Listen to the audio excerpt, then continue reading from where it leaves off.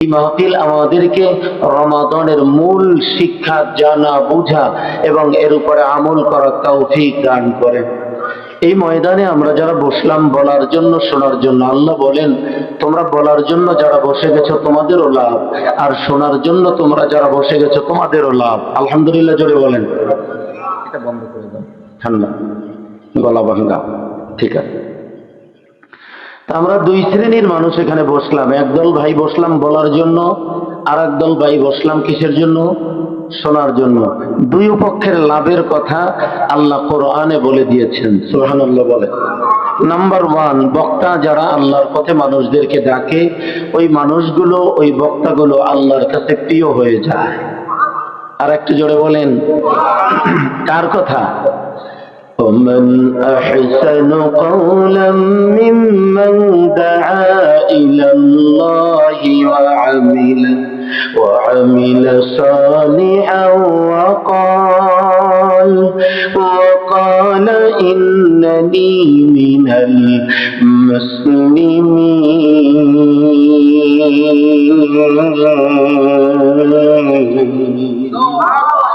আল্লাহ বলেন, গোলাম তার চাইতে ভালো মানুষ আর কে হতে পারে যে ডাকে আমি রবের দিকে। সুবহানাল্লাহ। মুসলমান, যেই মানুষগুলো রবের দিকে ডাকে ওই মানুষগুলো আল্লাহর কাছে প্রিয় হয়ে যায়। আমরা হতে চাই কি চাই না? তাহলে মানুষদেরকে ভালো পথে দাওয়াত দিব, পারবো না ইনশাআল্লাহ? ভালো হওয়ার জন্য আলেম হওয়া শর্ত না। আপনি নামাজের জন্য মসজিদে রওনা দিয়েছেন, আর এক ভাই যাবে না, দোকানে বসে আছে, আপনি কাছে যান, মায়ার মহব্বতে আস্তে করে মৃদু স্বরে বলেন, ভাই আজান হয়েছে, চলেন না মসজিদে যাই। আপনি দাওয়াতটুকু দিয়ে চলে যান, সে মানুক বা না মানুক, আপনি দাওয়াত দেওয়ার কারণে আল্লাহর কাছে প্রিয় হয়ে যাবেন। সুবহানাল্লাহ জোরে বলেন। এই রমাদান মাসে একজন ভাই রাস্তায় হাঁটছে আর সিগারেট খায়। এরকম কিছু আছে না নাই? এরকম কিছু ফেরেশতা আছে না নাই? এরা হাঁটে আর সিগারেট খায়, পান খায়, দোকানগুলো খোলা রাখে, সেখানে বসে তারা অন্য মাসের মতোই সাধারণভাবে খাওয়া দাওয়া চালিয়ে যায়। আছে না নাই?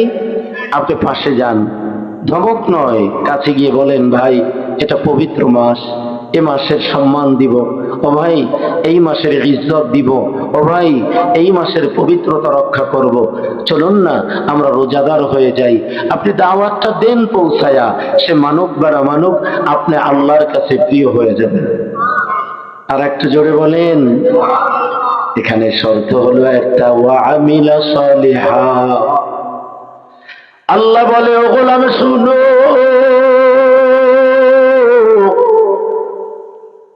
তোমরা যারা আল্লাহর পথে মানুষদেরকে ডাকবা, তোমরা আমলে সালেহ করো, নিজে ভালো আমল করো, তারপরে মানুষদেরকে দাওয়াত দাও।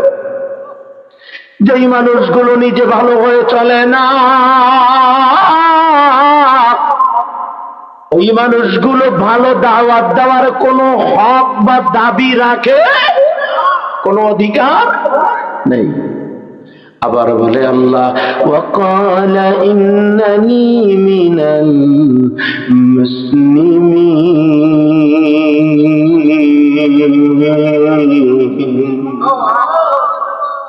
এবং দাবি করে বলবে আমি মুসলমানদের অন্তর্ভুক্ত, অথবা আমি একজন মুসলমান। সুবহানাল্লাহ। আমরা মুসলমান বলেন আওয়াজ করে, আমরা।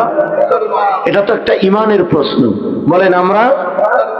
এখনো মুখ বন্ধ, বলেন আমরা।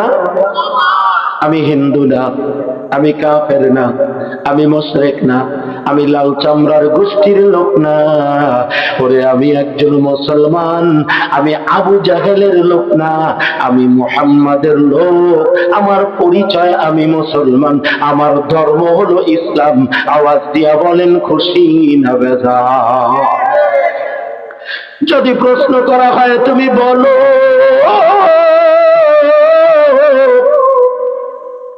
তুমি কেমন মুসলমান,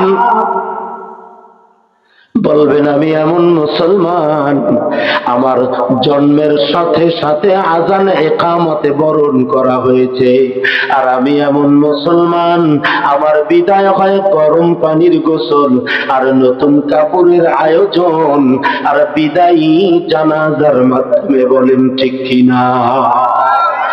এই পৃথিবীতে যত ধর্ম আছে,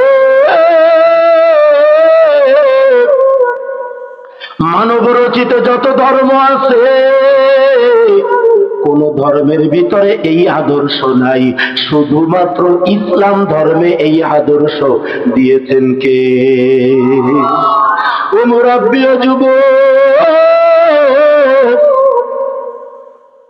ফকিরা মুরাব্বি, এই গ্রামের একজন ফকির মুসলমানও যদি মারা যায়, মানুষটার ঘর নাই, মানুষটার বাড়ি ঘর নাই, এমনকি কবরের জায়গাও নাই, এমন মানুষও যদি মারা যায়, ও মুরাব্বি ও যুবক আওয়াজ দিয়া বলেন, আমার মুসলমানের সমাজে এই ভাইয়ের বিদায়ের ব্যবস্থা আছে না নাই?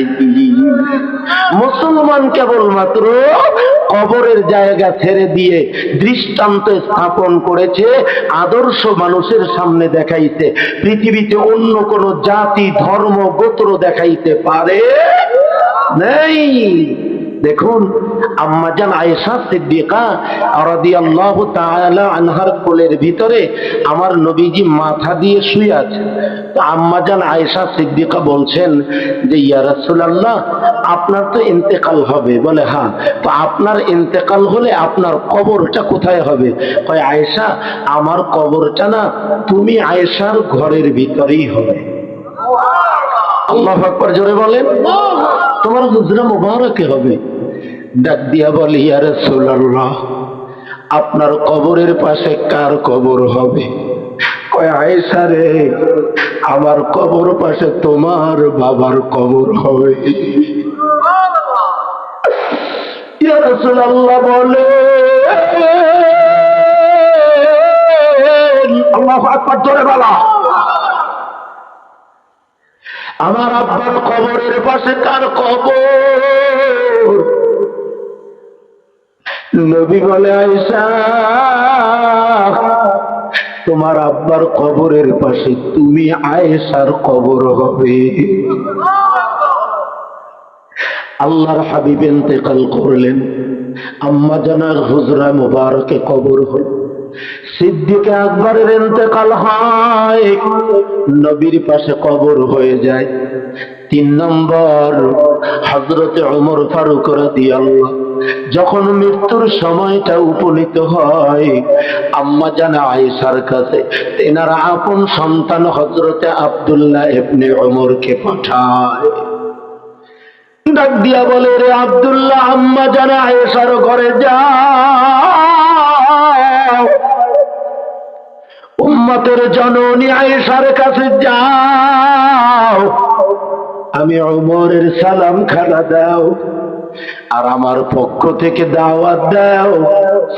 ইসলামের প্রচার যাদেরকে নিয়ে জীবনে শুরু করলাম, আমার নবীও নাই, আমার প্রিয় বন্ধু আবু বকরও নাই, 2 জোড়ার ইন্তেকাল হলো, 2 জনের কবর এক জায়গায় হলো। 3 নম্বর কবরের যে জায়গা, এটা তো তিনি রাসূল আম্মা জান আয়েশাকে দিয়ে গেছে।